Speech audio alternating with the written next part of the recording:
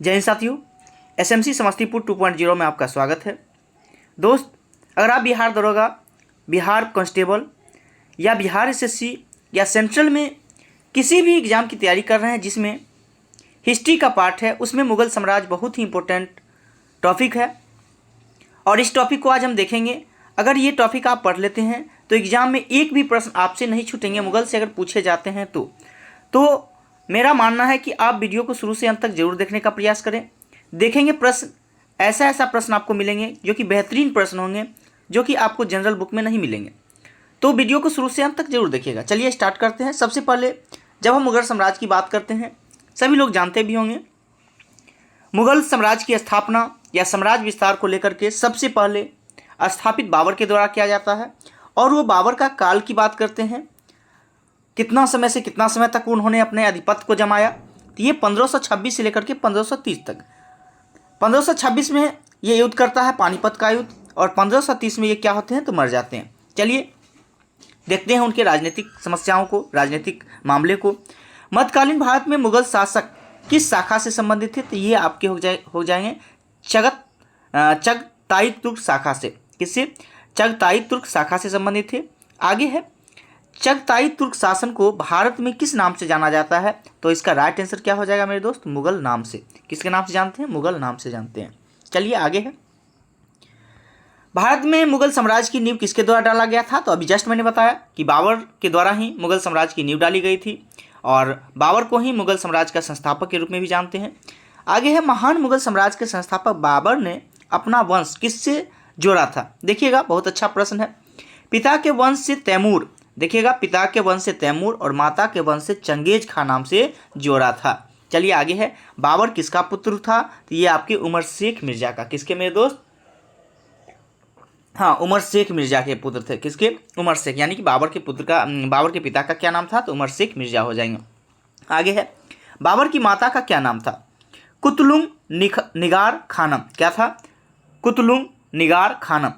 बाबर की माता का नाम कुतलुंग निगार खानम।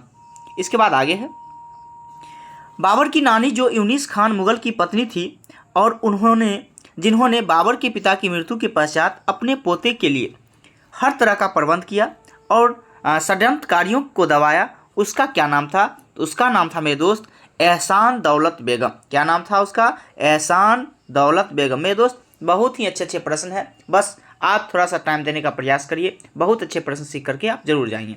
चलिए, बाबर का जन्म की बात करते हैं मेरे दोस्त। बाबर का जन्म कब और कहाँ हुआ था? तो 14 फरवरी 1483 को हुआ था। फरगना में हुआ था। कहाँ हुआ था मेरे दोस्त? फरगना में हुआ था। आगे है, बाबर का पूरा नाम क्या था? जहीरुद्दीन मोहम्मद बाबर। बाबर का पूरा नाम आपसे पूछे, जहीरुद्दीन मोहम्मद बाबर पूरा नाम था। आगे है, खानजादा बेगम किसकी बहन थी? तो बाबर की बहन थी। किसकी बेगम? किसकी बहन थी? तो आपका बाबर की बहन थी। कौन? तो खानजादा बेगम। आगे है, बाबर की पत्नी का क्या नाम था? तो माहम बेगम। बाबर की पत्नी का नाम मेरे दोस्त माहम बेगम था। बाबर की पत्नी का नाम क्या? माहम बेगम था। आगे है, बाबर के कितने पुत्र हुए? तो 4 पुत्र हुए थे। कौन कौन से पुत्र थे? हुमायूं हो जाएंगे, कामरान हो जाएंगे, अस्करी हो जाएंगे और हिंदाल हो जाएंगे। आगे जब हम पढ़ते हैं, इन तीनों को नहीं पढ़ते हैं क्योंकि ये उतना विख्यात नहीं हो पाया था। हुमायूं ही अपना राजगद्दी को संभाला था आगे।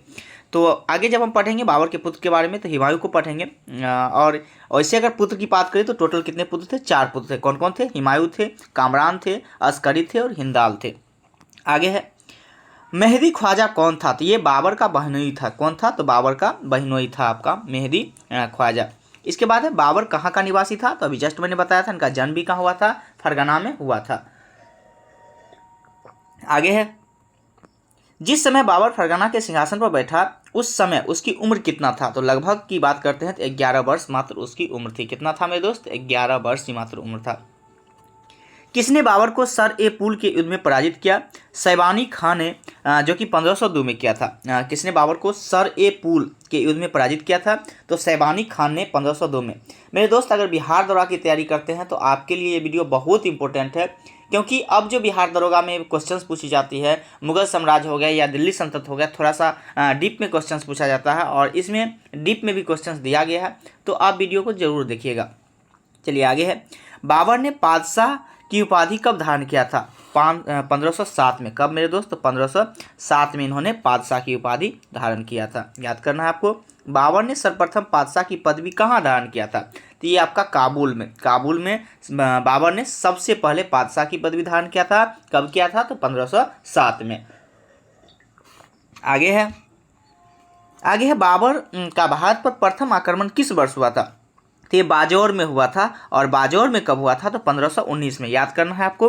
बाबर का भारत पर प्रथम आक्रमण की बात करते हैं, 1519 में हुआ था। और कहाँ? तो बाजौर पर हुआ था। आगे है, बाबर ने पहली बार तोपे और बंदूक का प्रयोग किस लड़ाई में किया था? तो यही बाजौर की लड़ाई थी, जो कि 1519 में हुआ था। हाँ, आपसे क्वेश्चंस पूछा जाएगा, बाबर ने पहली बार तोपे और बंदूक का प्रयोग किस लड़ाई में किया था? तो आपको राइट आंसर हो जाएगा बाजौर की लड़ाई, जो कि 1519 में हुआ था। आगे है, किस मुगल सम्राट ने भारत के साथ युद्ध में तोप और बंदूक का प्रयोग प्रथम बार किया था? तो इसका राइट आंसर हो जाएगा बाबर, जो कि 1519 में बाजौर की लड़ाई में किया था।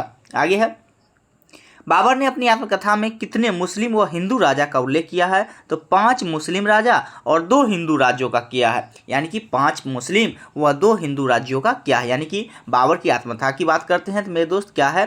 तुजूक ए बाबरी, तुजूक अ बाबरी। और किस भाषा में लिखा गया है? तुर्की भाषा में। मेरे दोस्त किस भाषा में लिखा है इन्होंने अपनी आत्मकथा को? तुजूक ए बाबरी तुर्की भाषा में लिखा है, जो कि बाबर अपना खुद लिखा है अपनी आत्मकथा को। चलिए आगे बढ़ते हैं। आगे है, अपनी आत्मकथा में बाबर ने किन 2 हिंदू राज्यों का विवरण दिया है? तो देखिए, अभी जस्ट मैंने बताया था हिंदू राज कितना किया है तुजूक ए बाबरी में? तो 2। और मुस्लिम राज कितना? तो 5। मुस्लिम राज 5 और हिंदू राज 2। तो जिसमें हिंदू राज की बात करते हैं तो एक विजयनगर था और एक मेवाड़ था। कौन था? विजयनगर और मेवाड़। मेरे दोस्त अगर टेलीग्राम से नहीं जुड़े हैं तो लिंक मैं दे दूंगा डिस्क्रिप्शन में, आप वहां जा करके टेलीग्राम लिंक ओपन कर सकते हैं और वहां से PDF आप प्राप्त कर सकते हैं। तो टेलीग्राम को ज़रूर ज्वाइन कर लीजिएगा, क्योंकि ये जैसे ही कोई भी चीज़ हम लोग का टेस्ट वगैरह होता है तो हम टेलीग्राम पे डाल दिया करते हैं, तो आपको एग्ज़ाम के लिए थोड़ा सा सहूलियत मिलेगी, तो ज़रूर ज्वाइन करिएगा। चलिए आगे है, बाबर ने अपनी आत्मकथा में किसे समकालीन भारत का सबसे शक्तिशाली राजा बताया है? तो ये कृष्णदेव राय को। और कृष्णदेव राय की बात करते हैं मेरे दोस्त, विजयनगर के किस वंश से थे? तो तुलुप वंश से थे। किससे? तुलुप वंश से थे। और सबसे शक्तिशाली शासक हुए, राजा हुए कृष्णदेव राय। चलिए आगे है, बाबर ने आक्रमण के समय विजयनगर साम्राज्य का शासक कौन था? तो ये कृष्णदेव राय ही थे। कौन थे? कृष्णदेव राय ही थे। आगे है, बाबर को भारत पर आक्रमण करने का निमंत्रण किसने दिया था? तो ये आपका हो जाएगा दौलत खां लोधी। कौन? दौलत खां लोधी ने भारत पर बाबर को निमंत्रण दिया था आक्रमण करने के लिए। दौलत खां लोधी आपको याद रखना है। बाबर को भारत पर आक्रमण करने के लिए आमंत्रित करने वाले में से एक आलम खान कौन था? तो आलम खान कौन था? इब्राहिम लोदी का संबंधी था तथा वह दिल्ली के राज सिंहासन पर अपनी दावेदारी जताता था। तो वही था आपको। कौन था मेरे दोस्त? तो ये आपके हो जाएंगे कौन थे? इब्राहिम लोदी से संबंधित था वह, और वह दिल्ली राज सिंहासन पर अपनी दावेदारी को जताता था। वही था आप कौन? तो आपके हो जाएंगे आलम खान। आगे है, पानीपत की प्रथम लड़ाई कब हुई थी? तो पानीपत की प्रथम लड़ाई की बात करते हैं मेरे दोस्त 21 अप्रैल 1526 को। कब हुआ था? ये डेट भी आप याद रखिएगा, 21 अप्रैल 1526 को हुआ था। आगे है, पानीपत की प्रथम लड़ाई किसके मध्य हुआ था? ये हुआ था बाबर एवं इब्राहिम लोदी के मध्य। कौन? बाबर एवं इब्राहिम लोदी के मध्य। और विजय की बात करते हैं मेरे दोस्त तो बाबर ही हुआ था। देखिए आगे है, बाबर ने सन 1526 ईस्वी में विजय प्राप्त कर के भारत में मुगल सत्ता का स्थापित किया और इब्राहिम लोदी पर विजय प्राप्त करके, अभी जस्ट मैंने बताया किसने जीता था? तो बाबर के द्वारा जीता गया था पानीपत का प्रथम युद्ध, और हारा कौन था? तो आपके इब्राहिम लोदी। और इसी युद्ध में ही इब्राहिम लोदी की मृत्यु भी हो जाती है। आगे है, बाबर ने भारत आने के फलस्वरूप इस क्षेत्र में किस राजवंश की स्थापना किया? तो तैमूरी या तिमुरिद राजवंश कह सकते हैं। बाबर ने भारत आने के फलस्वरूप इस क्षेत्र में किस राजवंश की स्थापना किया? तो तैमूरी या तिमुरिद राजवंश की स्थापना किया। आगे है, किस मुगल शासक ने भारत को ओटोमन युद्ध पद्धति को अपनाया था? किस मुगल शासक ने भारत में ओटोमन युद्ध पद्धति को अपनाया था? तो इसका राइट आंसर हो जाएगा बाबर। देखिए क्वेश्चन जो लिखा गया है सारे के सारे क्वेश्चन सीक्वेंस में लिखा गया है, जिससे कि आपको एग्जाम में बनाने में भी बहुत सहूलियत होगी अगर इस प्रकार के प्रश्न आते हैं तो, और आपको अभी फिलहाल में समझने में भी बहुत अच्छी चीज़ों को समझ पाइएगा। चलिए आगे देखते हैं। पानीपत के प्रथम युद्ध में बाबर की विजय का मुख्य कारण क्या था? तो इसका मुख्य कारण था उसका तोपखाना एवं कुशल सेनापतित्व। उसका क्या था? तो तोपखाना के साथ साथ कुशल सेनापतित्व भी अच्छा हुआ करते थे। उसका जो है सेनापतित्व की निगरानी में भी अच्छा जो है सो इन्होंने युद्ध लड़ा था, इसलिए इसकी जीत बताई जाती है पानीपत का प्रथम युद्ध। चलिए आगे है। पानीपत के युद्ध में बाबर ने तोपखाने का संचालन किसने किया था? तो उस्ताद अली एवं मुस्तफ़ा के द्वारा किया गया था। आपसे क्वेश्चन पूछा जाएगा पानीपत के युद्ध में बाबर का जो तोपखाने का संचालन है किसके द्वारा किया गया था? तो आपको याद रखना है उस्ताद अली और मुस्तफ़ा के द्वारा किया गया था। उस्ताद अली और मुस्तफ़ा के द्वारा किया गया था। फिर है पानीपत के युद्ध में बाबर की जीत का मुख्य कारण क्या था? तो अभी जस्ट मैंने बताया था उसकी सैन्य कुशलता को लेकर के उसकी जीत बताई जाती है। आगे है भारत में तुगलकनामा युद्ध पद्धति और तोपों से सजाने की उस्मानी पद्धति का पहली बार प्रयोग किसके द्वारा किया गया था मेरे दोस्त? तो बाबर के द्वारा। भारत में तुगलकनामा युद्ध पद्धति और तोपे से सजाने की उस्मानी पद्धति का पहली बार प्रयोग की बात करते हैं तो किसने किया था मेरे दोस्त? तो बाबर के द्वारा ही किया गया था। फिर आगे क्वेश्चन है पानीपत के प्रथम युद्ध में बाबर ने किस युद्ध की नीति का प्रयोग किया था? तुगलकनामा युद्ध पद्धति का प्रयोग किया था। अभी जस्ट मैंने बताया तुगलमा युद्ध पद्धति की प्रयोग की बात करते हैं मुगल साम्राज्य में सबसे पहले किसके द्वारा किया गया था? तो बाबर के द्वारा ही किया गया था और पानीपत के प्रथम युद्ध में ही किया गया था तुगलमा युद्ध पद्धति। आगे है पानीपत के प्रथम युद्ध में लोदी वंश की रीढ़ की हड्डी ही तोड़ दी तथा इसके परिणाम स्वरूप बाबर के नियंत्रण में एक बहुत बड़ा भूभाग आया। वह भूभाग कहाँ तक फैला हुआ था? तो दिल्ली से आगरा तक। आपको याद रखना है मेरे दोस्त, कहाँ तक फैला हुआ था? दिल्ली से आगरा तक फैला हुआ था। हालांकि हुमायूं की बात करते हैं तो बाबर की बात करते हैं तो बाबर की बात करते हैं तो देखिए भारत में अगर हम बात करते हैं तो उत्तर प्रदेश तक ही उसका शासन थोड़ा सा रह गया था। जो आगे बढ़ा बिहार हो गया, इसके बाद पश्चिम बंगाल हो गया, तो ये सब में आगे चल के उनके पुत्र जो हुमायूं होते हैं वो आगे जाकर के आक्रमण करते हैं। चलिए आगे देखिए खानवा का युद्ध कब लड़ा गया था? तो ये 1527 में खानवा का युद्ध की बात करते हैं 1527 में लड़ा गया था। किस युद्ध के पश्चात बाबर ने गाजी की उपाधि धारण किया था? बहुत बार मेरे दोस्त क्वेश्चन पूछ लिया गया है, ऐसा बहुत एग्जाम में क्वेश्चन ऐसा पूछा गया है। बाबर ने गाजी की उपाधि किस युद्ध के पश्चात धारण किया था? तो खानवा के युद्ध के पश्चात किया था। आपको याद रखना है खानवा का युद्ध जो कि कब हुआ था? 1527 में हुआ था। आगे है मेवाड़ के किस राजा को 1527 ईस्वी में खानवा के युद्ध में बाबर ने हराया था? तो ये आपके राइट आंसर हो जाएंगे राणा सांगा को। कौन? तो राणा सांगा। यानी कि अगर हम बात करते हैं खानवा का युद्ध किसके किसके मध्य लड़ा गया था? तो बाबर एवं राणा सांगा के मध्य लड़ा गया था और राणा सांगा की इसमें हार हो जाती है। आगे है खानवा के संग्राम में कौन पराजित हुए थे? तो ये राजपूत हुए थे। यानी कि राणा सांगा जो थे वो राजपूत शासक थे, तो इसलिए आपका राइट आंसर हो जाएगा राजपूत। जो कि हारे कौन थे? तो राणा सांगा पराजित हुए थे। आगे है किस युद्ध में बाबर ने जिहाद का उद्घोष किया, तमगा नामक कर समाप्त किया और युद्धोपरांत विजयी होकर गाजी की उपाधि धारण किया था? तो इसका राइट आंसर हो जाएगा खानवा का युद्ध। यानी कि आपसे पूछा जाएगा जिहाद का जो है सो उद्घोष किया तथा तमगा नामक कर को समाप्त किस युद्ध में किया था, किस युद्ध को विजय होकर के किया था? तो आपको राइट आंसर देना है खानवा का युद्ध जो कि 1527 में हुआ था। फिर आपसे क्वेश्चन है चंदेरी का युद्ध कब हुआ था? तो याद रखना है चंदेरी का युद्ध मेरे दोस्त 1528 में। कब हुआ था? 1528 में हुआ था। और किसके साथ हुआ था? तो बाबर एवं मेदिनी राय, जो कि आगे दिया भी गया है। बाबर ने मेदिनी राय को किस युद्ध में पराजित किया था? तो चंदेरी का युद्ध अभी जस्ट मैंने बताया चंदेरी का युद्ध कब हुआ था? 1528 में हुआ था और बाबर एवं मेदिनी राय के मध्य हुआ था, जिसमें मेदिनी राय की हार हो जाती है। आगे है किस युद्ध में शेरशाह सूरी ने मुगलों की ओर से भाग लिया था? तो आपको याद रखना है चंदेरी का युद्ध जो कि 1528 में हुआ था। हालांकि शेरशाह सूरी मुगल के साथ ही आगे चल के युद्ध होता है, जो कि आप युद्ध को देख सकते हैं। चौसा का युद्ध हो गया, बिलग्राम का युद्ध हो गया, हुमायूं के साथ लड़ता है और यही में हुमायूं जो है बिलग्राम के युद्ध में जो है हार जाती है, और हालांकि चौसा के युद्ध में भी पराजित होती है, लेकिन बिलग्राम के युद्ध में हारने के बाद वो ईरान भाग जाता है। लेकिन यहाँ पे देखिएगा, ध्यान दीजिएगा, एक छल कपट से उन्होंने एक भाग लिया था और उनके मन में जो है सो थोड़ी सी उस प्रकार की छल कपट भी थी।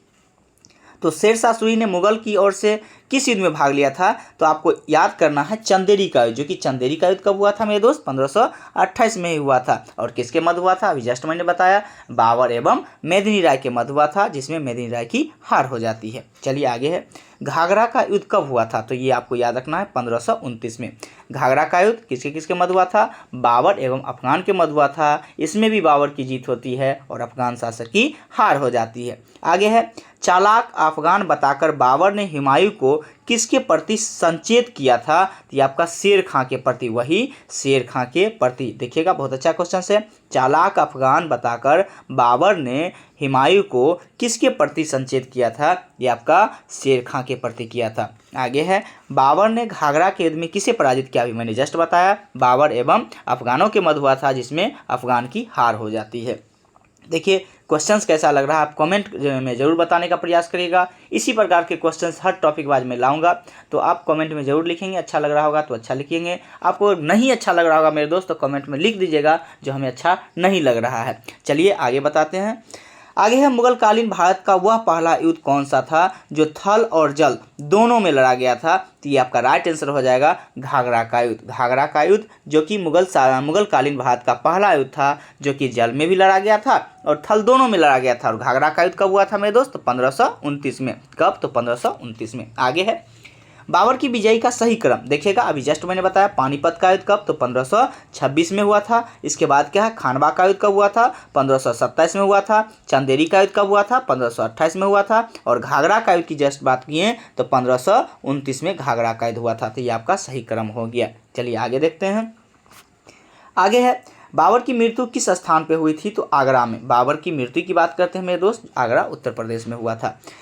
बाबर की मृत्यु 26 दिसंबर 1536 को हुई थी और उसे आगरा के आराम बाग चारबाग में दफनाया गया। तो आपसे क्वेश्चंस भी पूछा जाएगा, बाबर को कहाँ दफनाया गया था? तो आराम बाग, यानी कि आराम बाग जो कि चारबाग में ही पड़ता है। चारबाग अभी जस्ट आप जानते होंगे लखनऊ में को जो चारबाग के नाम से हम जानते हैं, स्टेशन भी है। फिर है, शेरशाह के शासनकाल के दौरान उनके शरीर को किस स्थान पर ले जाकर दफनाया गया था? तो ये आपके राइट आंसर हो जाएगा काबुल में। हालांकि ये जो काबुल की बात करते हैं तो बाबर की ये इच्छा भी हुआ करता था। तो शेरशाह के शासनकाल में जो है इस शरीर को जो है काबुल में ले जा करके फिर दफनाया गया था। लेकिन पहले की अगर बात करते हैं तो बाबर को कहाँ दफनाया गया था? तो आराम बाग में दफनाया गया था, आगरा के आराम बाग में। और उसकी इच्छा हुआ करता था जो कि मैं काबुल में ही दफनाया जाए, तो शेरशाह के शासनकाल में उसे काबुल में दफनाया गया था। इसको याद करिएगा। चलिए आगे है, किसने लिखा है कि बाबर की मृत्यु विष देने से हुई है? तो ये गुलबदन बेगम। और ये गुलबदन बेगम कौन थी? तो ये बाबर की ही पुत्री हुआ करती थी। कौन मेरे दोस्त? तो बाबर की पुत्री हुआ करती थी और इन्होंने ही लिखा है बाबर की मृत्यु जो है विष देने से हुई थी। आगे है, बाबर के साम्राज्य में कौन से क्षेत्र सम्मिलित थे? तो आपको याद रखना है काबुल का क्षेत्र, पंजाब का क्षेत्र, आधुनिक उत्तर प्रदेश का क्षेत्र। मैंने जस्ट बताया था, हालांकि बाबर जो भारत पर आक्रमण करता है तो उत्तर प्रदेश तक क्षेत्र जो है वो विजित कर पाता है और आगे चल के जो उसके पुत्र होते हैं, हुमायूं होते हैं, वो आगे चल के लड़ते हैं। देखिए आगे है, किस मुगल बादशाह ने मीर ए खलीफा नामक पद का सृजन किया था? ये भी क्वेश्चंस बहुत इंपॉर्टेंट है और ये भी पीएससी हो गए हैं, बिहार दरोगा हो गए हैं, या सेंट्रल में भी अगर आप रेलवे की तैयारी कर रहे हैं तो ये सब क्वेश्चंस आपके लिए बहुत ही मेरे दोस्त अच्छा है। और नॉर्मल बुक्स में आपको नहीं मिलते हैं, लुसेंट वगैरह में, तो आप जरूर इस चीज़ को देखने का प्रयास करें। मैं ऐसा ही आपके सामने क्वेश्चंस बार बार लाता रहूँगा। हालांकि बिहार एसआई का एग्जाम भी बहुत नज़दीक है, इस प्रकार के प्रश्न को जरूर देखेंगे। देखिए बहुत क्वेश्चंस अच्छा है। किस मुगल बादशाह ने मीर ए खलीफा नामक पद का सृजन किया था? तो ये इसका राइट आंसर हो जाएगा कौन? बाबर के द्वारा किया गया था। फिर आगे, भारत में बाबर द्वारा प्रशासनिक सुधार न करने के निम्न कारण थे। कौन कौन से कारण थे? देखिए भारत में बाबर द्वारा प्रशासनिक सुधार न करने के कौन कौन से कारण थे? तो बहुत सारे कारण उसको दिए गए हैं, उसको देखते हैं। उसके द्वारा काबुल में किए गए सुधार अलोकप्रिय थे एवं वहाँ इसी कारण विद्रोह का सामना करना पड़ा था। तो एक कारण आपको ये बताया गया है। इसके बाद है, इसके शासनकाल में वह भारत में विजय मुद्दों में व्यस्त रहा, इसलिए भी जो है सो प्रशासनिक सुधार न करने का कारण रहा। फिर आगे है, वह चाहता था कि अफगान क्षेत्रीय सैन्य सरदारों के रूप में चलते रहे। यही सब इसका मुख्य कारण था, जो कि प्रशासनिक सुधार जो है नहीं कर पाया था। चलिए आगे है, बाबर कालीन सत्यापन के विषय में सत्य कथन है। देखिए ये सब सारे सत्य कथन ही दिया गया है, जो कि भारतीय कारीगरों के प्रति प्रशंसा का भाव होने के बावजूद बाबर चाहता था कि भारत में उसके भवनों के निर्माण खुरासानी अर्थात तैमूरी शैली में हो। कैसी शैली में हो? तैमूरी शैली में हो। और इस प्रकार के प्रश्न जो होते हैं, खास करके बिहार एसआई हो गए या बिहार बीपीएससी हो गए, इस प्रकार के आपको कथन बना के क्वेश्चन दे सकता है। तो आप इस चीज़ को डिटेल में थोड़ा सा जानने का प्रयास करें।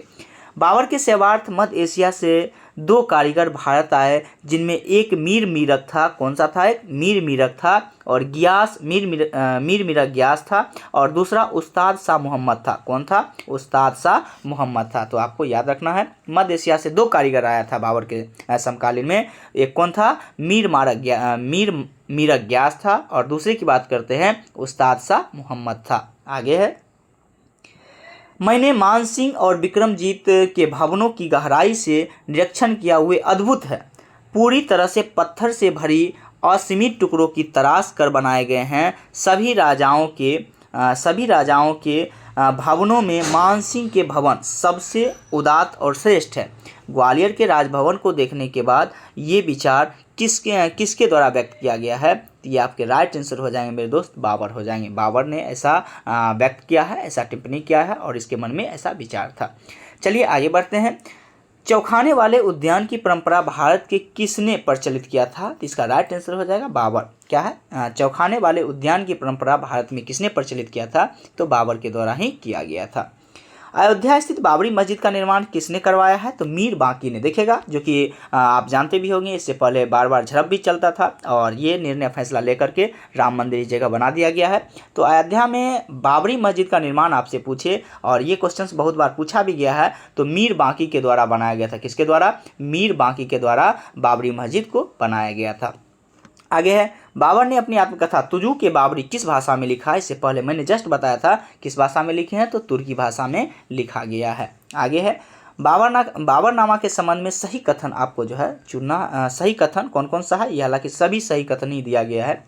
बाबर के स्मरण अत्यधिक साहित्य मूल का ऐतिहासिक स्रोत है, ये भी ठीक था। बाबर ने प्रत्येक अच्छी बुरी घटना का अत्यधिक निष्पक्षता से वर्णन किया है। और फिर तीसरा स्टेप क्या है? ऐतिहासिक घटनाएं बाबर के निजी विचारों, मनोभावों और विवेक से इस प्रकार मिल गई कि उन्हें एक दूसरे को अलग नहीं किया जा सकता है। देखिए, तो यही सब इसका क्या था? तो आपका बाबरनामा के संबंध में सही कथन था, जो कि सारे के सारे सही ही है। आगे है, तुजू के बाबरी का फारसी में अनुवाद किसके द्वारा? अभी जस्ट मैंने बताया, तुजू के बाबरी जो लिखा गया था वो तुर्की भाषा में लिखा गया था। और ये किसकी आत्मकथा है? तो बाबर खुद ही लिखे थे तुर्की भाषा में। लेकिन इसको फारसी में अनुवाद आपसे क्वेश्चन पूछ दे तो बहुत सारे लोग करवाए हैं, जिसमें एक पायंदा खां थे, इसके बाद आपके अब्दुल रहीम खान खाना थे, और तीसरे की बात करते हैं अबू तालिब तुर्बती थे। कौन थे? अबू तालिब तुर्बती थे। याद रखना है, पायंदा खां हो गए, अब्दुल रहीम खान खाना हो गए, अबू तालिब तुर्बंदी हो गए। इन्होंने तुजू के बाबरी को किस में करवाए हैं? तो आपके जो है सो फारसी भाषा में जो है अनुवाद करवाए हैं। चलिए आगे देखने का प्रयास करते हैं। आगे है, तुजू का बाबरी का अंग्रेजी में अनुवाद किसके द्वारा किया गया था? देखिए यहाँ पे क्या था, तो आप फारसी में अनुवाद को हमने देखा, और यहाँ पे फिर किस चीज़ के बारे में है, तो अंग्रेजी में अनुवाद किसके द्वारा करवाया गया है? तो आप ये भी याद रखने का प्रयास करिएगा। अंग्रेजी में अगर अनुवाद पूछे, लीडन और एस्किर्न तथा A.S. बेवरीज के द्वारा बाबर की जो आत्मकथा था, जो कि तुर्की भाषा में लिखा था, उसको अंग्रेजी में करवा दिया। कौन थे? तो लीडन हो गए, एस्किर्न हो गए, इसके बाद A.S. बेवरीज हो गए। इन तीनों व्यक्ति ने क्या किए हैं? तुजू के बाबरी को अंग्रेजी में अनुवाद करवाए हैं। लेकिन आपसे क्वेश्चन फिर आगे देखिए कैसा पूछा जाता है, आप ध्यान देने योग्य बातें हैं। देखिए, बाबर की आत्मकथा तुजू के बाबरी का मूल तुर्की भाषा से अंग्रेजी अनुवाद में किसने किया है? देखिए यहाँ सिर्फ अंग्रेजी में अनुवाद किसने करा है। फिर यहाँ पे क्या क्वेश्चन है, तुजू के बाबरी का मूल तुर्की भाषा से अंग्रेजी भाषा में अनुवाद किसके द्वारा करवाया गया? तो ये श्रीमती बेवरीज के द्वारा। याद रखना है, श्रीमती बेवरीज के द्वारा जो है तुजू के बाबरी का मूल तुर्की भाषा से अंग्रेजी भाषा में कन्वर्ट किया गया था, श्रीमती बेवरीज द्वारा। याद रखना है आपको। हालांकि ये क्वेश्चन ज़्यादा पूछा जाता है, पूछा भी गया 1-2 बार, याद रखना है आपको। देखिएगा आगे क्या है, बाबर के जीवन वृत्त के विषय में सही कथन आपको चुनना है। तो बाबर के विषय में जो है सही कथन, हालांकि सभी के सभी सही इसमें दिया गया क्योंकि ऑप्शनेबल है नहीं। बाबर का जीवन वृत्त में समकालीन कार्य पर प्रकाश डाला गया। इसके बाद है इसके प्रकृति में के प्रति बाबर की रुचि को प्रदर्शित किया गया। फिर है उसने अपने एवं समकालीन लोगों जिसकी अच्छी और बुरी बातों का प्रकाश डाला है। ये सभी के सभी हालांकि कथन सही है, उनके जीवन वृत्त पर ही ऐसा लिखा गया है। आगे है, श्रीमती A.N. बेवरेज द्वारा अंग्रेजी में अनुदित ब्रिटिश संग्रहालय में बाबरनामा का शीर्षक क्या था? तो देखिएगा मेमोरियल्स ऑफ बाबर, इसको याद करने का प्रयास करिएगा। आगे है, खत-ए-बाबरी नामक एक लिपि शैली का आविष्कार किसके द्वारा किया गया था? तो आपका बाबर आंसर हो जाएगा। यानी खत-ए-बाबरी नामक एक लिपि शैली का आविष्कार की बात करते हैं तो आप बाबर के द्वारा किया गया था। आगे है, रिसाल-ए-उसज की रचना, देखिए ये सब क्वेश्चंस मेरे दोस्त बहुत ही अच्छे क्वेश्चंस होते हैं और ये अच्छे अच्छे एग्जाम में भी क्वेश्चंस आते हैं। रिसाल-ए-उसज की रचना किसके द्वारा किया गया है? तो ये भी राइट आंसर हो जाएगा मेरे दोस्त, बाबर के द्वारा किया गया। किसके द्वारा? बाबर के द्वारा रिसाल-ए-उसज की रचना की बात करते हैं तो बाबर के द्वारा ही किया गया है। आगे है, बाबर ने फारसी में कविता की एक नई शैली का जन्म दिया। इस शैली का क्या नाम था? इस शैली का क्या नाम था? मुबैयान था। क्या था? मुबैयान था। बाबर ने फारसी में कविता की एक नई शैली का जन्म दिया था। इस शैली का नाम आपसे पूछ दे, मुबैयान हो जाएंगे। राइट आंसर क्या हो जाएंगे? मुबैयान हो जाएंगे। आगे है, बाबर द्वारा प्रचलित शाहरुखी सिक्के किस धातु के बने होते थे? तो ये आपको याद रखना है, चांदी के। किसके बने होते थे? चांदी के बने होते थे। देखिए आगे है, हालांकि बाबर से मैंने बहुत सारे प्रश्न को लेने का प्रयास किया है और इसी प्रकार अगर ज़्यादा प्रश्न मेरे दोस्त नहीं लेंगे, आप ये सोचते होंगे 10 से 15 प्रश्न बता दें, मोस्ट इंपॉर्टेंट क्वेश्चंस खोज करके पढ़ लिए वो आ जाएगा। ऐसी एग्जाम में बातें नहीं होती है, फिर आप वहीं पे रह जाइएगा। इसलिए चीज़ों को, सारी चीज़ों को पढ़ने का प्रयास करिए और इसमें खास करके बहुत सारे पॉइंट्स को लिखा गया है। थोड़ा सा टाइम लगेगा लेकिन आप अच्छे से सीख सकते हैं और बहुत सारे प्रश्न को सीख सकते हैं, इसलिए मेरे ख्याल से आप जरूर बने रहें। चलिए आगे है, किस इतिहासकार ने बाबर को इस्लाम के इतिहास का सबसे आकर्षक व्यक्ति कहा है? तो हैवेल के द्वारा। किसके द्वारा? हैवेल ने। किस इतिहासकार ने बाबर को इस्लाम के इतिहास का सबसे आकर्षक व्यक्ति कहा है? तो हैवेल के द्वारा कहा गया, हैवेल के द्वारा। इसके बाद है, किस इतिहासकार ने बाबर की तुलना इंग्लैंड के ट्यूडर वंश के शासक हेनरी सप्तम से किया है? तो D.R.S. शर्मा के द्वारा। कौन? D.R.S. शर्मा ने।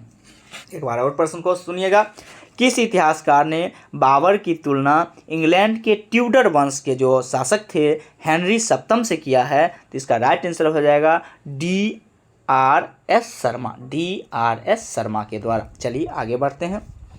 आगे है, किस इतिहासकार ने लिखा है कि बाबर एक प्रशंसनीय घुड़सवार, अच्छा निशानेबाज, कुशल तलवारबाज और सफल शिकारी था? ये किसके द्वारा लिखा गया है? Doctor R.S. शर्मा के द्वारा लिखा गया है। क्या लिखा गया है? बाबर एक प्रशंसनीय घुड़सवार था, अच्छा निशानेबाज था, कुशल तलवारबाज था और एक शिकारी भी अच्छा था, सफल शिकारी था। तो ये किसके द्वारा लिखा गया है? D.R.S. शर्मा के द्वारा लिखा गया है। आगे है, किस कारण बाबर को इतिहास के प्रसिद्ध विजेताओं के बीच उच्च स्थान पर रखा जाता है? उसके मुगल वंश की स्थापना करने के कारण ही उसको विजेताओं के बीच उच्च स्थान पर रखा जाता है। तो आप याद रखिएगा, मुगल वंश की स्थापना की। आगे है, वह मुगल सम्राट कौन था जिसके जीवन के धैर्य व संकल्प से सफलता की शिक्षा मिलती है? तो इसका राइट आंसर हो जाएगा जहीरुद्दीन मोहम्मद बाबर। वह मुगल सम्राट कौन था जिसके जीवन के धैर्य व संकल्प से सफलता की शिक्षा मिलती है? जहीरुद्दीन मोहम्मद बाबर। हालांकि बाबर का ही पुराना नाम है जहीरुद्दीन मोहम्मद बाबर। चलिए हम विविध को देखने का प्रयास करते हैं बाबर से संबंधित। आगे है, किस मुगल शासक ने बयाना और धौलपुर के मध्य चंबल घाटी के ग्रामीणों को खजूर तार की शराब इकट्ठा करते देखा तथा तारी को निकालने की विधि का वर्णन किया है? तो इसका राइट आंसर मेरे दोस्त बाबर। देखिए बहुत अच्छे प्रश्न मेरे दोस्त। चैनल अगर अच्छा लग रहा होगा वीडियो को, चैनल को लाइक एवं सब्सक्राइब जरूर करिएगा ताकि मुझे भी थोड़ा सा मोटिवेशन मिले और मैं बार बार आपके सामने आकर के अच्छी अच्छी चीज़ें के साथ रख करके आपको थोड़ा सा अच्छा कर सकें। चलिए देखिए, ये भी क्वेश्चंस बहुत अच्छी चीज़ है। क्या है? किस मुगल शासक ने बयाना और धौलपुर के मध्य चंबल घाटी, कहाँ? चंबल घाटी के ग्रामीण को खजूर तार की शराब इकट्ठे करते देखा तथा तारी के निकालने की विधि का वर्णन किया है? तो बाबर के द्वारा ही किया गया था। आगे है, बादशाह की विरुद्ध धारण करने वाला प्रथम मुगल शासक था कौन? तो बाबर हो जाएगा। बादशाह का विरुद्ध धारण करने वाला प्रथम मुगल शासक की बात करते हैं तो कौन था? तो बाबर ही हो जाएंगे। चलिए आगे है, आगे है, देखते हैं, बाबर के वकील निजामुद्दीन ने बाबर की मृत्यु के बाद हुमायूं को उत्तराधिकार से वंचित करने हेतु एक षड्यंत्र रचा था। वह किसको राजगद्दी पर बैठाना चाहता था? मेहदी ख्वाजा को। देखिए ये भी प्रश्न बहुत अच्छे हैं। बाबर का जो वकील था निजामुद्दीन ने बाबर की मृत्यु के बाद एक षड्यंत्र रचता है जिसमें वो हुमायूं को जो है वंचित कर रहा है आगे राजगद्दी पर बैठाने के लिए। तो उसके मन में किसकी चर्चा चल रही थी जो हम राजगद्दी पर बैठाएं? तो आपका मेहदी ख्वाजा को लेकर के उसके मन में ये चल रहा था, जो अगला जो राजगद्दी पर बैठेगा मेहदी ख्वाजा बैठेगा। चलिए आगे है, बाबर की दिल्ली विजय के समय किसकी चित्रशैली तत्कालिक प्रेरणा देने वाली थी? तो बिजहाद की। किसकी? तो बिजहाद की। बाबर की दिल्ली विजय के समय किसकी चित्रशैली तत्कालिक प्रेरणा देने वाली थी? बिजहाद इसका राइट आंसर हो जाएगा। चलिए आगे है, मुगल भाषाओं के विषय में सत्य कथन को चुनिए।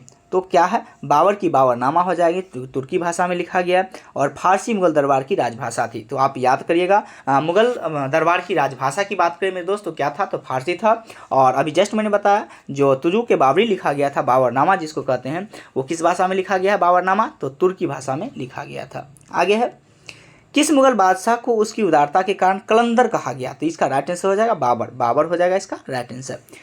फिर है, वह भाग्यशाली सैनिक किंतु असफल साम्राज्य निर्माता किस सम्राट के से संबंधित कहा गया है? तो ये बाबर के विषय में ही कहा गया है। क्या?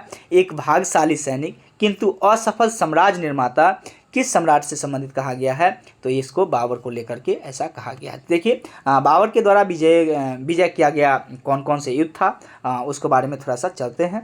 देखिए पानीपत का युद्ध की बात करते हैं। अभी जस्ट मैंने ऊपर में भी बताया था 21 अप्रैल 1526 को, और बाबर एवं इब्राहिम लोदी के मध्य होता है जिसमें बाबर की जीत हो जाती है। फिर आगे क्या है, खानवा का युद्ध की बात करते हैं तो डेट भी याद रखिएगा, 16 मार्च 1527 को हुआ था। बाबर एवं राणा सांगा के मध्य होता है, इसमें भी बाबर की जीत ही हो जाती है। फिर चंदेरी की युद्ध की बात करते हैं, 29 जनवरी, कहीं 28 जनवरी भी देता है लेकिन 29 जनवरी ही याद रखिएगा। 29 जनवरी 1528 को बाबर और मेदिनी राय के मध्य हुआ था, इसमें भी बाबर की जीत हो जाती है।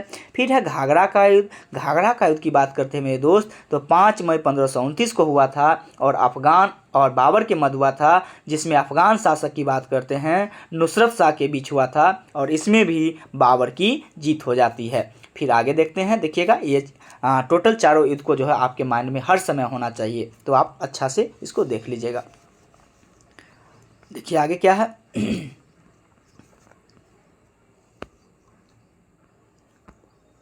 देखिए ये बाबर तक था आपका। फिर आगे क्या है, तो आप हुमायूं से अगर हम पढ़ते हैं तो हुमायूं से मेरे ख्याल से आप नेक्स्ट वीडियो में देखने का प्रयास करेगा। और इसी प्रकार जिस प्रकार से बाबर को आपने देखने का प्रयास किया 30 मिनट के वीडियो में, 31 मिनट के वीडियो में, उसी प्रकार हुमायूं को थोड़ा सा हम बताएंगे और बहुत ही अच्छे अच्छे प्रश्न लाएंगे। तो ये वीडियो आपको कैसा लगा आप एक बार कमेंट करके जरूर बताइएगा। अगर आप हुमायूं के बारे में चाहते हैं जो अच्छी से अच्छे प्रश्न को आप लाएँ तो आप कमेंट में ज़रूर लिखिएगा, सर हुमायूं के बारे में भी बता दीजिए, मैं आपके सामने ज़रूर आऊँगा। तो चलिए ये वीडियो कैसा लगा, अगर अच्छा लगा होगा तो चैनल को लाइक एवं सब्सक्राइब जरूर करिएगा। और आपकी एग्ज़ाम करीब है, थोड़ा सा सेंसिटिव होकर पढ़ने का प्रयास करिएगा। मैं आपको रिजल्ट की ओर देखना चाहता हूं। आप एक अच्छे जिस चीज़ की भी आप तैयारी कर रहे हैं उसमें मैं आपका रिजल्ट देखना चाहता हूं। तो चलिए वीडियो अच्छा लगा होगा तो चैनल को लाइक एवं सब्सक्राइब जरूर करिएगा, और अपना ख्याल रखिए, मस्त रहिए। तब तक के लिए जय हिंद, जय भारत।